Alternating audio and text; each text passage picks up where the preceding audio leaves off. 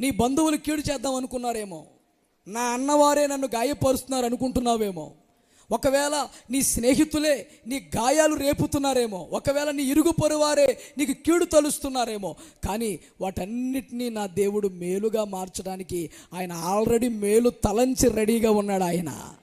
ఆయన మేలు తలంచి రెడీగా ఉన్నప్పుడు ఈ కీడులు నిన్నేమీ చెయ్యవు. అన్నదమ్ములు ఎంత కీడు తలపెట్టారో ఎవరికి? యోసేపుకి. కానీ ఎప్పుడో దేవుడు ఒక ప్రణాళిక కలిగి ఉన్నాడు. ఎవరి పట్ల? ఎన్నో ఏండ్ల క్రితమే, ఎన్నో సంవత్సరాల క్రితమే యోసేపు పట్ల ఒక గొప్ప ప్రణాళిక కలిగి ఉన్నాడు. వీళ్ళు చేసిన కుట్రలు, వీరు చేసిన కీడులన్నీ కూడా లయపరచబడి ఆ తలంచిన మేలంతా కూడా యోసేపు మీదకి వచ్చింది. గొప్ప కార్యము దేవుడు చేశాడు యోసేపు జీవితంలో. అనేక మందికి ఆహారం పెట్టేవాడు అయిపోయాడంట. ఎవరు? యోసేపు.